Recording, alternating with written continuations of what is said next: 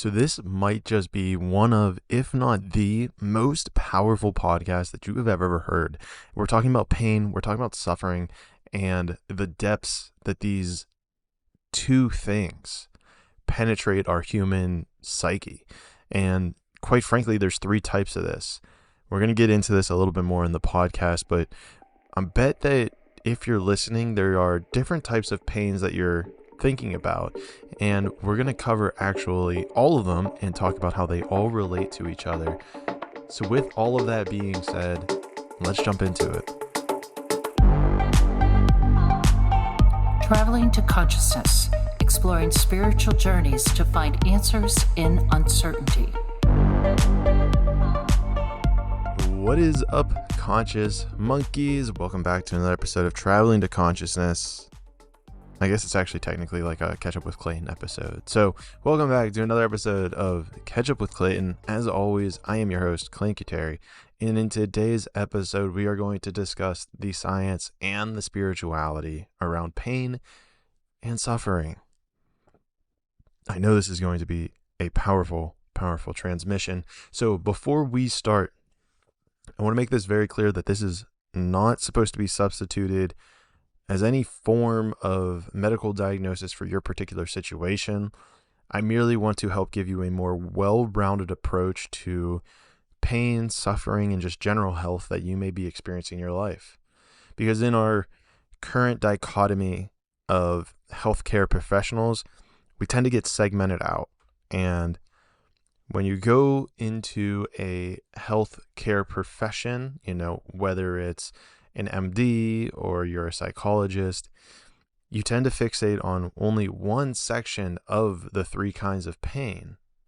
Now, the problem even becomes more transposed once you realized how all of these kinds of pain are intertwined and how one can cause trauma might be the wrong word here, but physical or mental or different impacts on the other ones. So let's talk about real briefly. I'm going to start off by telling you the three kinds of pains, and I'm going to give you a brief description of what I am talking about whenever I discuss each particular pain. So the first one is physical disease. I'm sure you guys are very aware of this one. This is the physical world. This is the material world. And if I refer to physical disease throughout this, I'm going to be referring to some sort of discomfort or ailment that's affecting the body. This could range anywhere from like a headache or a cold to things that are far more chronic or deadly, such as like diabetes or cancer, heart disease. And this physical health, this physical disease, this physical world of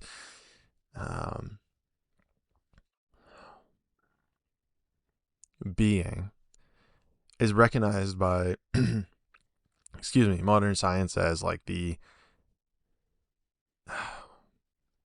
pinnacle of all of this, right? This is kind of like what everyone goes to first.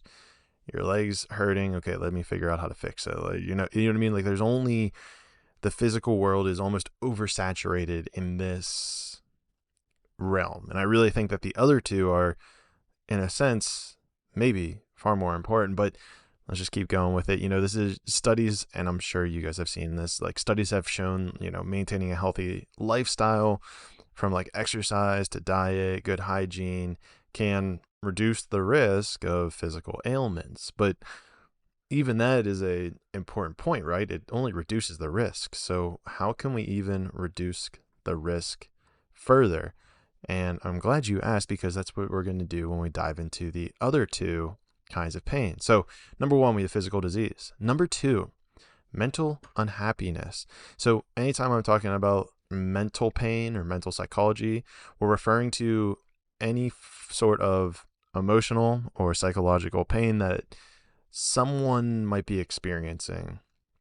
Now, this can include things like depression, anxiety, and many other different mental health conditions. This is kind of whenever your mind's running on 100 miles per hour, overthinking a situation, trying to put pieces of the puzzle together, all that kind of shindig, if you will. shindig, all that kind of shindig.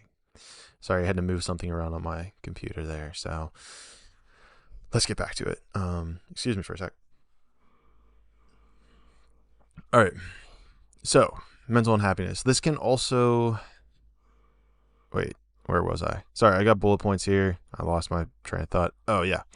So the things that have been shown to alleviate mental distress are things like, yoga or meditation practices. And my screen just cut out. Okay, we're back. Jeez, really messing with me today. But I guess you have these little hiccups. It shows you all this is uncut and uncensored. So take that for what it's worth. Where were we here? Yoga and meditation practices.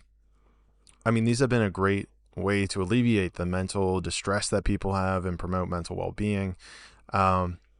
Modern science has also done an incredible job of recognizing how deeply this plays into our everyday, our health, and how, we have many therapies and many practitioners and doctors who actually help individuals, managing this and overcoming these health conditions. And even deeper on that, we can even see how, with work by like Joe Dispenza, how your mental well-being has also can help to transform the physical reality as well. So we have like both of those covered. Both of those are super covered in the science. I don't really need to pester or badger those for too much longer, but I think you get what I'm saying here. But we'll bring up more of those in the future in a little bit here. But the main thing we're going to focus on, which is the third source of pain. So number 1, we have physical disease. 2 is mental unhappiness. And 3, spiritual ignorance. Now, spiritual ignorance is a kind of almost like a oxymoron. Oh, my bad. Oxymoron, is that the right way to do it? Like, how do you know, right? Like, there's like, what do we mean when we say spiritual ignorance? It's kind of like it needs some grounding to it. It feels a little floaty. So whenever I'm talking about spiritual ignorance, I'm generally referring to a lack of one's understanding or even connection to their spiritual nature. And I think that this is a huge cornerstone of the world that is missing today. And this is even something I'm trying to help with my podcast to get out there. So where this becomes difficult, especially for modern science, is that this ignorance can manifest in many different ways. Some of the big ones are, feeling disconnected from yourself or from others, feeling like you don't have a purpose in life, or like there's no meaning, maybe feeling empty or shallow. And this is kind of, in my opinion, what has occurred or become exaggerated whenever the West kind of killed God, because God was seen as this pinnacle of something to aim towards, this hierarchical figurehead of moving towards the highest ideal. And when you get rid of that, it can cause this third type of suffering. So, it's interesting how we talked about yoga before, because even in yoga, it's like, it's kind of seen as this integral part, spirituality that is an integral part of overall well-being, like meditation before. But it's interesting because I've also seen how like chanting or even self-reflection can all deepen your spiritual connection throughout my own life. And again, just to reiterate, I know that modern science may not fully recognize spirituality the same way, but again, there is this element of so many individuals finding deeper purpose and better health. And I think that's the key here, right? Better health, less pain, less suffering, by seeing something that's bigger than just themselves. And it brings a sense of peace and purpose into their lives. And we're actually going to get into an article real quick that talks about that. But all that to say that these are by all means all connected. If one of these is out of alignment, it can and most certainly will have effects on the other two. Your what's the saying? You're not a human having a spiritual, you're a spirit having a human experience, So like a part of having a human experience is eating healthy, taking care of the physical body, taking care of the mental body, the mind. So you need to make sure that all three of these are in alignment and utilize that for your best step forward. And I think that's also an interesting part of spirituality where it seems to me, and this kind of ties into religion as well, where it's like, what are the things that alleviate the most suffering possible? And it's like, that's honestly, seems to me, is almost, it's the same purpose of science. Science is trying to alleviate you of the most possible suffering it can. And so, to me, there's a huge overlap there. So I think this is an important time to actually just jump into a really cool article that I found. And I'm hoping to bring on one of these doctors that were actually on this study, reaching out to them. So send your energy out to the people who wrote this, and hopefully they'll be on the podcast. So this article was titled "Spirituality Linked with Better Health Outcomes, Patient Care." And so the link to this article will be down below in the notes. And what's beautiful about this is that it's actually a meta-study. And a meta-study is kind of an analysis of many different studies to draw conclusions from many different studies. I said many studies a lot there. But basically, if you have this whole batch of different studies, of scientific studies, they're all prone to their own biases. They're all prone to their own proclivities of what they are trying to find or answer. And so a meta-analysis basically picks certain studies and says, okay, they are all kind of pointing to the same thing. So let me actually dive into this, and we'll actually use this as an example. So in this meta-analysis, Balbani, Vander Weel, Coe, and colleagues systematically identified and analyzed the highest quality evidence on spirituality in serious illness and health published between January 2000 and April 2022. And with that being said, I'll also be reading this almost directly from the article, some of these paragraphs. So if you go and click on the paragraph or article, you'll see which I am talking about. So again, right, they pulled, it looks like 8,946 articles concerned with serious illness. And they needed to create this inclusion criteria, which eliminated ones that didn't deal with spirituality in the way they saw it. So ultimately, they pulled 371 articles that talked about serious illness, and they pulled 215 out of over 6,000 articles that focused on health concerns, because they were trying to find the articles that, had the evidence based in spirituality and in serious illness and health. It can't just be a study on serious illness and health. And so where it's interesting is that it was actually determined that spirituality should be incorporated. This is kind of like their overall thing that they came up with, is that it should be incorporated into care for both serious illness and overall health, according to this study, which was led by researchers at Harvard T.H. Chan School of Public Health and Brigham and Women's Hospital. According to the International Consensus Conference on Spiritual Care in Healthcare, spirituality is, quote, the way individuals seek ultimate meaning, purpose, connection, value, or transcendence, end quote. This could include organized religion, but extends well beyond. It could include organized religion, but it extends well beyond to include ways of finding ultimate meaning by connecting, for example, to people, to family, to community, or even nature. So that's what they found here, is that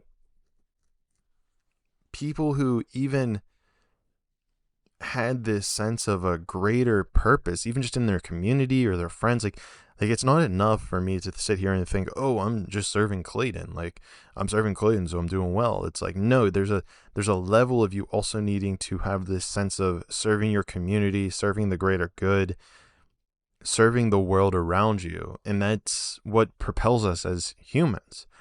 And this is where it gets interesting, because I think this is where religion and even spirituality step in and start saying, hey, we need to have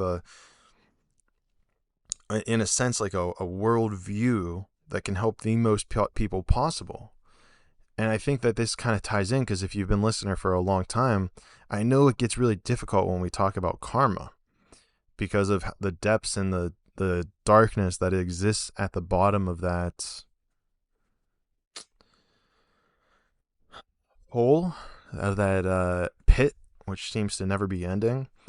But the point is to give you hope, right? It's to show you that there's a bigger play that's going on. And I think that's why that it helps people, is because it says, okay, like maybe this is happening to me because of something that has happened in my past. And we'll dive into that more deeply. But if you are currently kind of going through a physical ailment that isn't a physical ailment that seems unfair or unjust, there is a possibility it could just be from a past karmic situation, and even this life. You never know, and it could be your way to work off some of the bad karma so that you don't have to bring it into the next life. But that's a whole different topic. Let me get back to the article here. So they noted that for healthy people, spiritual community participation, as exemplified by religious service attendance, is associated.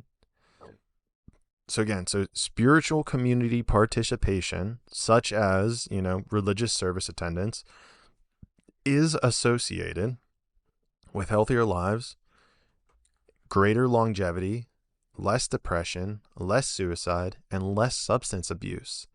For many patients, spirituality is important and influences key outcomes in illness, such as quality of life and medical care decisions. According to the researchers, the simple act of asking about a patient's spirituality can and should be a part of patient-centered, value-sensitive care. And I always found that super interesting, because I know that I've even been around people where, they're just, you have a doctor, they just ask you your symptoms. Oh, I have a stuffy nose. Oh, I feel bad. Oh, da-da-da. And they're like, okay, take this medication. There's not even a conversation majority of the time. Guys, this blows my mind. Majority of the time, there's not even a conversation about how are you sleeping? How are you eating? How are you doing this? It's just, give me your symptoms and we'll treat it.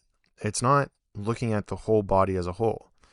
And they aren't even looking at an entirety of the 1/3 of the issue, right? Right? Like, they're medical professionals and they're like, you gave me the symptoms, here's how we treat it. And it's like, you're not even looking at the entire physical being to make a judgment or assessment call. And to look at the entire physical being is only 1/3 of all of this. So how we fix that, I'm not 100% sure, but it is definitely a element of the system that needs addressing. And so here's a pretty good quote from Tyler Vanderweel of Harvard Chan School. He says, focusing on spirituality in healthcare means caring for the whole person, not just their disease. Couldn't have said it better myself, Tyler. So this is definitely something we need to kind of make a pivot on. So, in my opinion, this is now my opinion, this hints that I think even scientists are starting to see that there's more to the human than just the physical body. And I'm sure at some level, and I want to be nice to the scientists, I'm sure at some level they kind of intrinsically already knew this. But in this day and age, how do you even...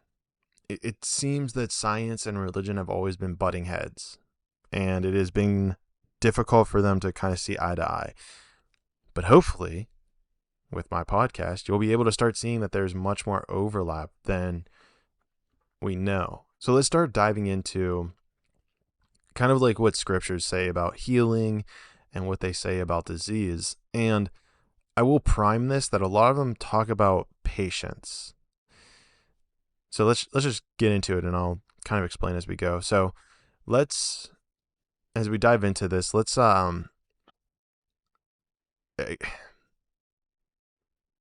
give grace, right? Because if we're Because when we start talking about the spiritual realm of things, right, it starts coming into terminology like everything happens for a reason and karma, like we were saying before. So it can be difficult to have physical things you need to do, right? And this is kind of a way to look at it is, if you break your leg, right, for instance, you got to put a cast on it. It's like, okay, I put the cast on it. Now what? I got to do something. It's like, well, you already checked off the physical body box, right? Now the last two boxes you have are the mental box and the spiritual box. And so I'm seeing this podcast as being really focusing on the physical and then the mental boxes. And then the overlap is going to, of course, be the mental box. And hopefully we're able to use both of these to help align the mental box. But let's just dive into the spiritual box so that you can see how you can transfix your mind in focusing on ironically, the quickest way to heal. Because especially I know in this physical world, we are bombarded with do energy. I know it tends to be casted as masculine energy, but do. But what happens whenever we bring patience into the mix? Well, I think looking at religious or spiritual texts is the best way to do this. So let's start off with the Bible. So in Bible, James 1:4, it states, quote, "Let patience have her perfect work, that ye may be perfect and entire, wanting nothing." So this even comes down to, right, you broke your leg. You physically fixed it. Now you get put in this mentality of, all right, it's got to be fixed. It's got to be better. What can I do to make it better? I can't believe I'm missing, But this is saying that why not just appreciate it that this is perfect? You were supposed to be, your leg was supposed to be broken.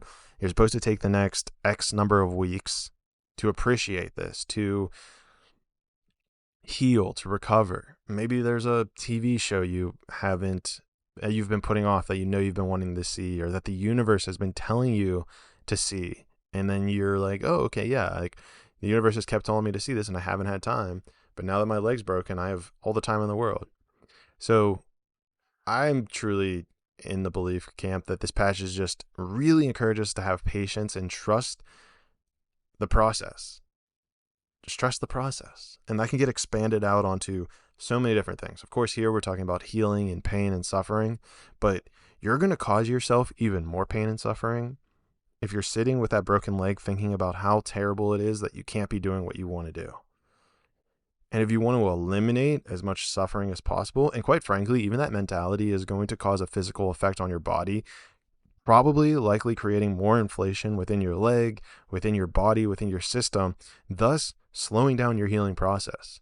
So if you're able to take a step back and say, hey, I need to be patient, I need me to relax, that calm energy brings in what's known as like the cosmic life force to heal your body even faster. But if you're in this fight or flight mode, you've got all your adrenaline, your energy bumping up about how you're supposed to be this and supposed to do that, it's just going to limit your healing process. And this kind of even goes to a deeper, even if we're going to take this deeper, right? Let's go deeper with this suffering. The basic idea of just not even desiring anything, knowing that it's all going to come to you in divine timing. And I know I've seen this play out so many times in my life. And I know if you're observant, if you listen to my words and think about your past, you're going to see that this happened in your life as well, where the more you physically want something, and the manifestation community has covered this to death, the more you want something, the less likely it is going to come to you. Right? They say that in the manifestation community that the more that you can be okay without it, the more quickly it's going to come to you. And this honestly highlights releasing that desire. Release the desire of where it is you want to be, and just appreciate where you are now in this present moment.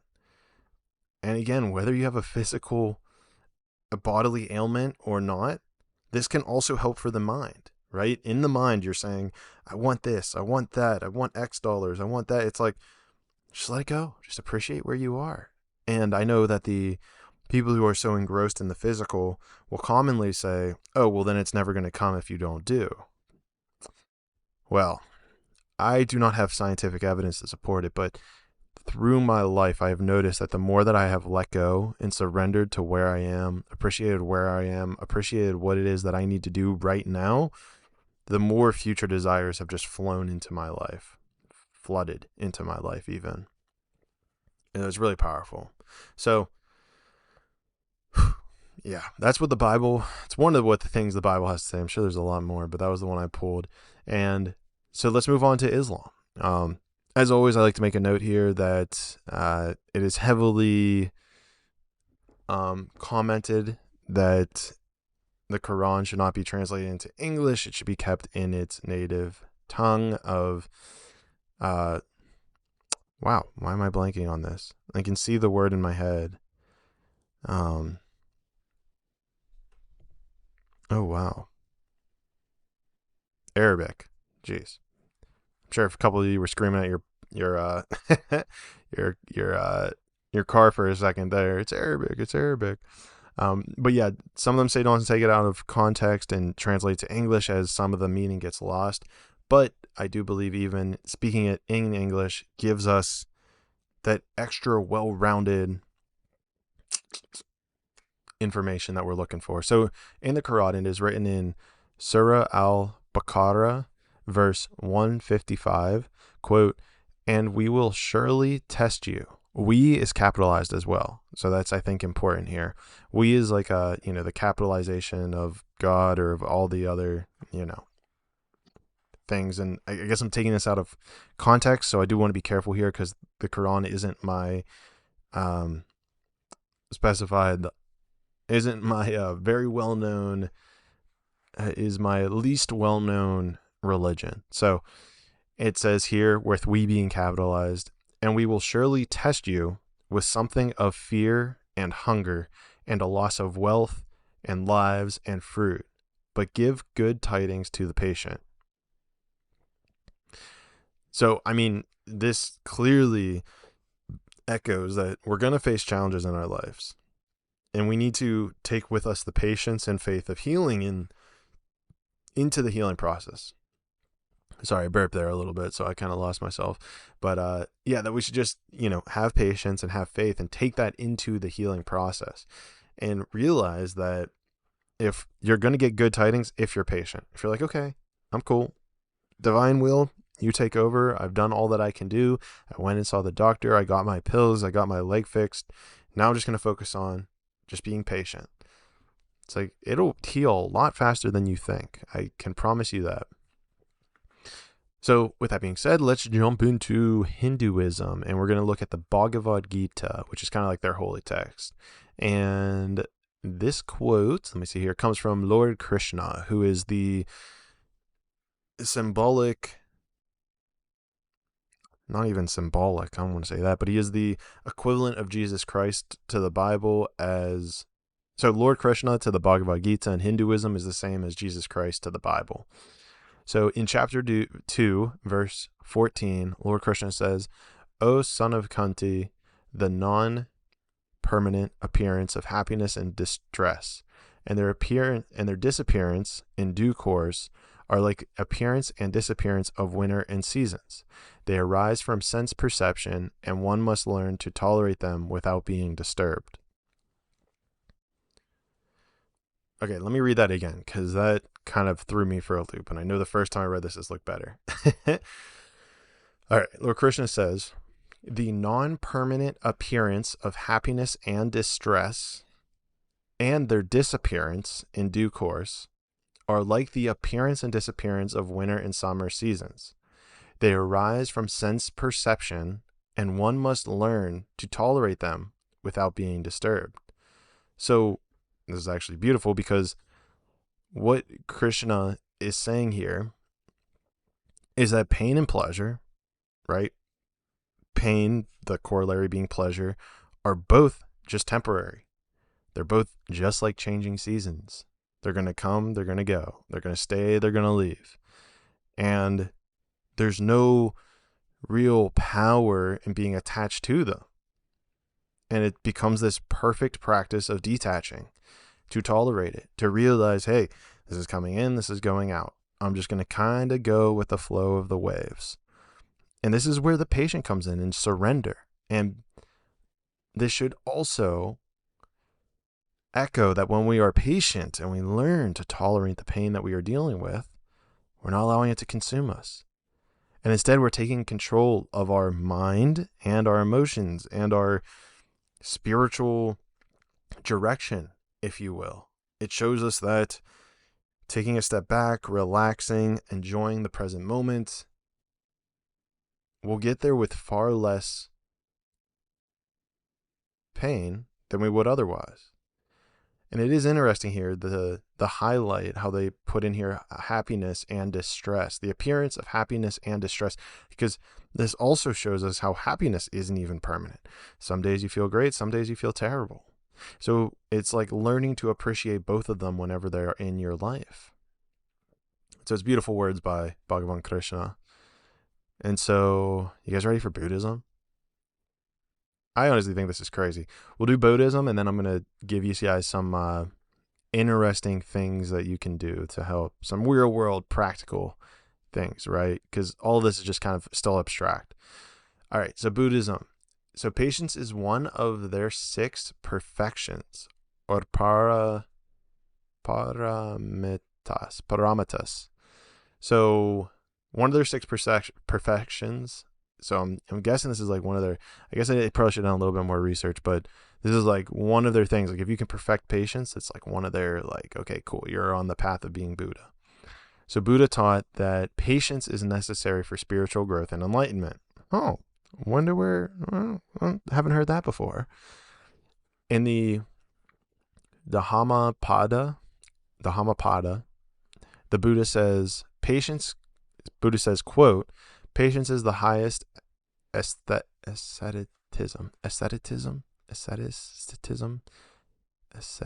I've read this word so many times, which basically just means like aesthetics, aestheticism. I don't know how to pronounce it. Damn. What a choke. All right, we got to redo the whole podcast.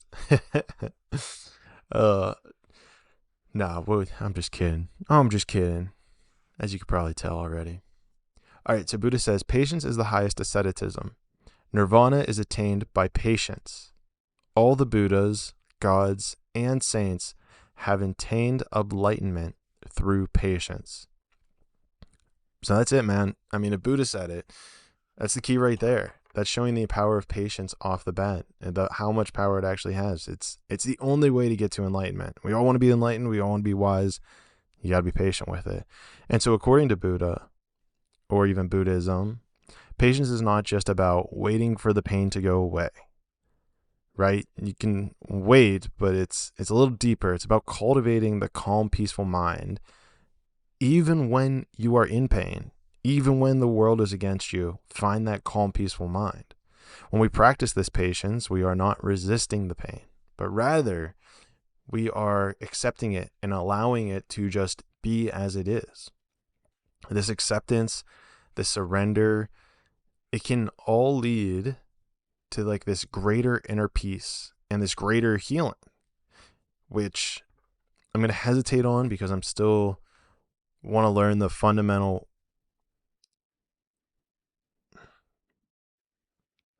I have an idea of the fundamental energetic properties of how that works, but I don't fully know them. I believe I have a feeling of how it works, but until I fully know them, I'm going to save speaking on that till a later podcast. But all of this to kind of say and kind of bring together is that pain is temporary. How many times do I have to say this? I feel like I'm saying this the entire time. I feel like I'm repeating myself at this point. Maybe you guys just need to hear it because I've written it so many times here. So many bullet points. It's like pain is fucking temporary, guys. So just learn to appreciate it. I guess that's easier said than done. But let's jump into what can actually help with you to stay patient and positive and, love yourself through the process of being in pain. So one of the things is to treat yourself like a baby. And I'm not saying that you should go crying and screaming, although that can be a good way to release stress and trauma if you want. But whenever I say this, it's like giving yourself the level of compassion or care that you would give to a baby. Take naps, eat healthy food, get plenty of rest. Treat yourself as if, Jordan Peterson has that quote. It's like, treat yourself as if you are someone you are responsible for taking care of. So it's like if someone else was sick, how would you be treating them? Would you be telling them to get better now? Why aren't you better? Or like you approach them with compassion. So you use that with your mind. Catch your mind whenever it starts lashing out at yourself for negative thoughts and negative things. Why am I not better? Is this going to get worse? Blah, blah, blah. It's like, how would you talk to somebody else? Are you talking to yourself that way? All right, number 2, hear me out on this one, but number 2 is to embrace the pain. So instead of resisting it or fighting this pain, accept it, understand it. Understand how this can help you become more patient in your life. If you're really struggling with this, then it can highlight, I don't want to say for sure because I don't know you personally, but it can highlight your need for control and being able to have this very strong grip on reality. Instead, just let it go. Just let it go. There are some things that are out of your control, and one of those is the fact that you are sick right now. One of those is that you are in pain. The physical body is in pain. The only thing that you can, quote unquote, control is your mind and your spiritual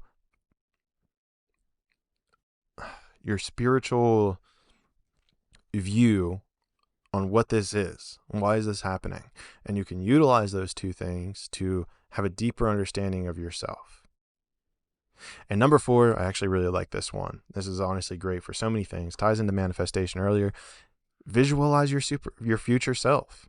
Close your eyes right now. Close your eyes if you're in this state. Imagine yourself fully healed, pain-free, and enjoying life, because this can help you in staying patient and motivated throughout the healing process.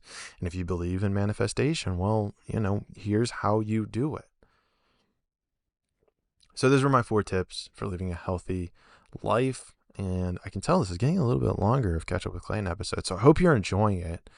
So with that being said, this was kind of like my guide, my whole thing. If you did nothing else away from this, just learn to be a little bit more patient. That's what science and a couple of the main religions have to say about being patient and about healing and suffering. Hopefully this helps you or someone you know. So conscious monkeys, please remember that sharing is caring.